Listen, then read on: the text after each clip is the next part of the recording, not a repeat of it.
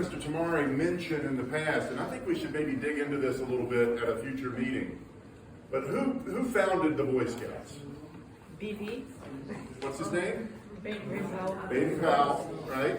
About 115 years ago or so, right? And the core of Baden Powell's approach to scouting was the patrol method. It's the groups you're sitting in right now. And he said the way to learn scouting and the way to learn to be a good person, honestly, and how to work with other people and how to get things done in a group is the patrol method, right? And I had a series of quotes from him about that. But bottom line, it's about knowing what needs to get done, having a plan, knowing who's going to do what to execute on the plan, right?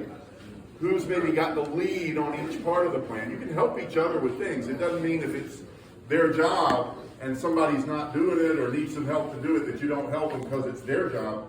It's all for the good of the patrol. You all got to get it done. You got to get dinner done. You got to get KP done. You got to have your campsite right. You got to have your fire right. Right? So it's about how to work together with a plan and execute. So now I'm going to tell you a little story. You ever heard the story of everybody, somebody, anybody, and nobody? Right? You hear that? So here's the story. Everybody knew what had to get done, and somebody was supposed to do it. Anybody could have done it, but nobody did it. Right? That's not how the story went. That's how the story goes. Now, let me give you an example. We talked about this a little bit before.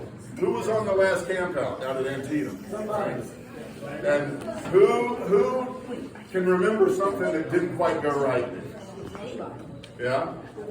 The water. What else? Yeah?